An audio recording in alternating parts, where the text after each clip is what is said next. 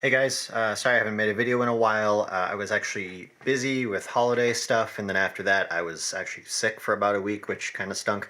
But I got a bunch of new video and photo stuff for Christmas, and so I wanted to show you that, and then also head downstairs and set some of it up so that I can use it for making videos.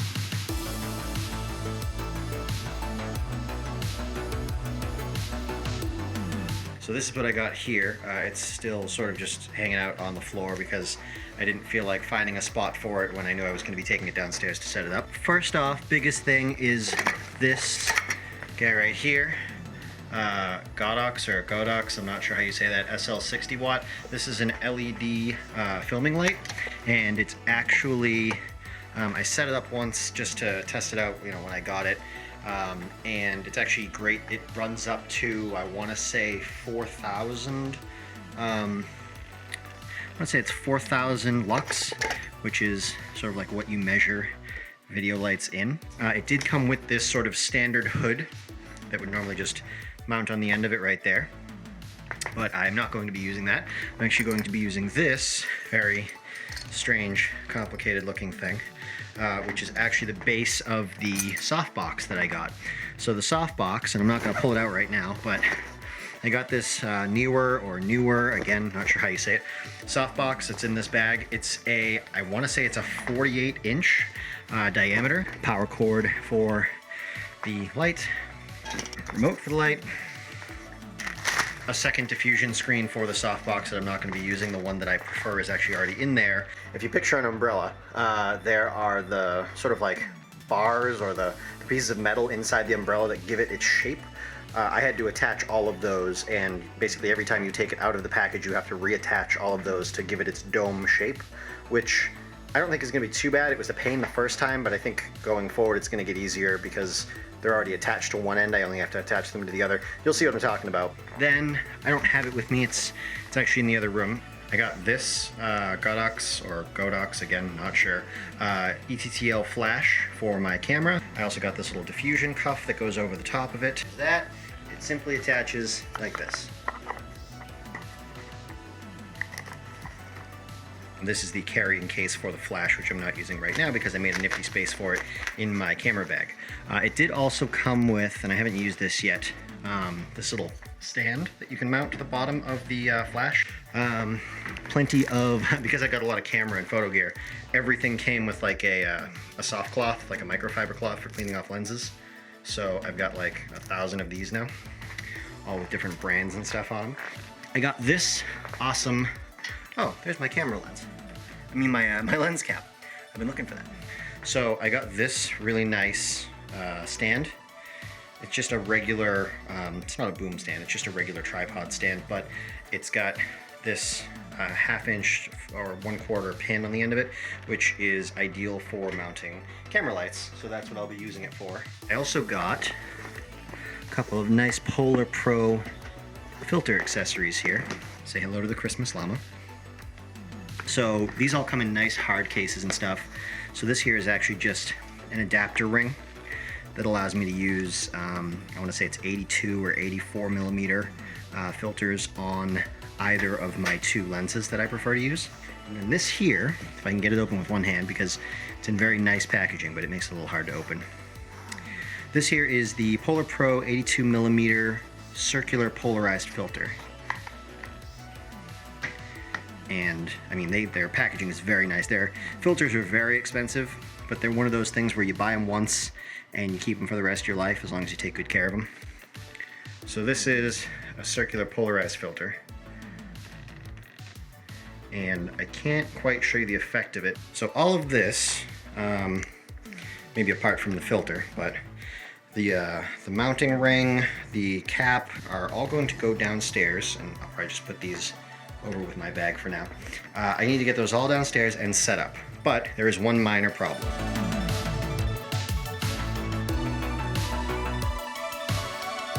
Some things have been moved around down here in the basement. You might also notice that part of the floor here is very brown and covered in sediment. And that is because our auxiliary water heater, which is this guy right here, decided to blow a seal, basically. There's a seal inside of this panel here, and that seal got eaten away because sediment likely built up in the bottom of the tank over the few years that it was down here. And so this one just hit the end of its lifespan. Water started gushing out of that seal there. Got the floor about 2 inches of water deep. Luckily, the water does have a sump hole for a sump pump and is angled in that direction. So the water just sort of bled itself out of the basement and dried up. So I need to sweep all of this up. And then this is the room that I want to turn into my studio until I can do something more aggressive as far as a remodel that goes with the shed. You can see all of my music stuff is out here. So all of my pedals, my recording laptop, my bass amp, my bass guitar. I have a second bass guitar there. I've got, let's see, Stratocaster, Telecaster down the end there. That's an Ibanez dual humbucker. That's more for like aggressive metal music. Anyways, I have all the instruments down here. I also have this fiddle. I also have an acoustic guitar that's upstairs. I also have my mandolin. All of that stuff needs to be in one place. These are cases. These are instrument stands. These are amp cords and speaker cables.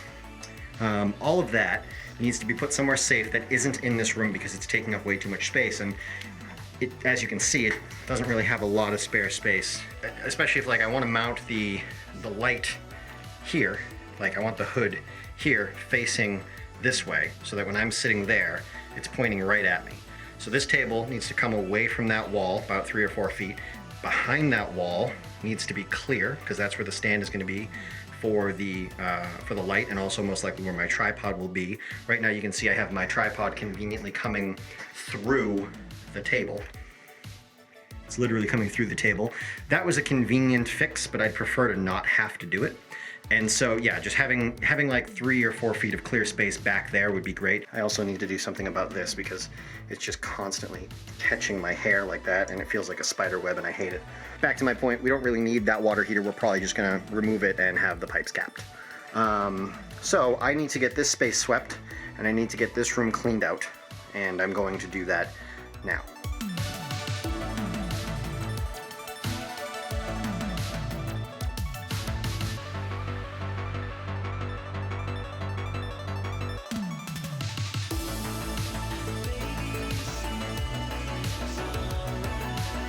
Okay, that was a pretty sturdy workout. I've got this room pretty well cleaned up, swept. I'm not going to bother trying to organize the table or anything like that yet. First thing I need to do is get my tripod and my new light stand in there and hooked up and sort of position things how I think they're going to be, and then I'll know how close to the wall I can get that table. And I suppose I should carry some of this up in the process.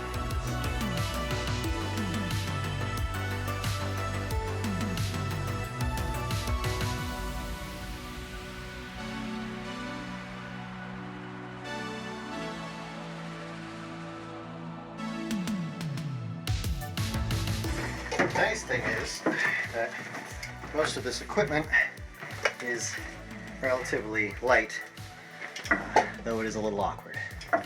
Okay, so I've got everything down here that I think needs to be down here, and now I will try to get it all set up as best I can. I think I'm going to have to get rid of this this TV here.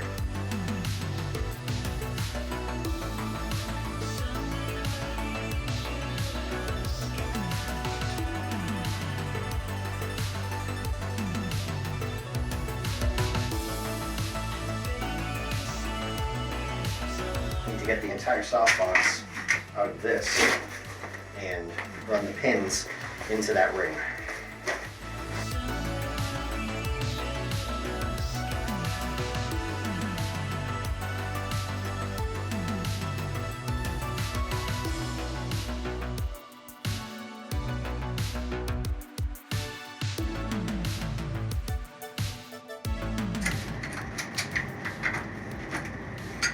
Alright, there we go.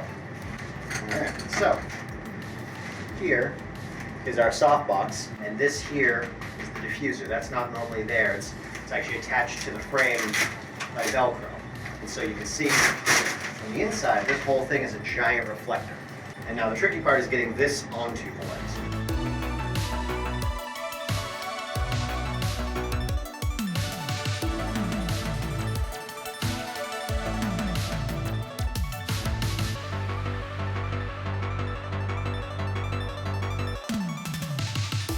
like I got it on the first try on that one. Now that is very obviously going to be in my shot. That's perfect distance though. But I guess I'm going to have to back it up a little bit. I'm only losing this small corner. You can see that's the light there. It's pretty huge. I mean, when I'm sitting down here, this is me sitting at the table, right? That's the light there. It seems like too bright, but it's actually not. It doesn't hurt your eyes or anything. So it really only blocks up that far corner of the table. I could still work on like 90% of this table space, you know? The only other downside, I will say, you can see the size of this thing. It's not touching any pipes or anything like that, so that's good. No safety hazards, but the screen to adjust the power and the on-off on the back of the light is very hard to reach. So with this tripod here, and I could move it.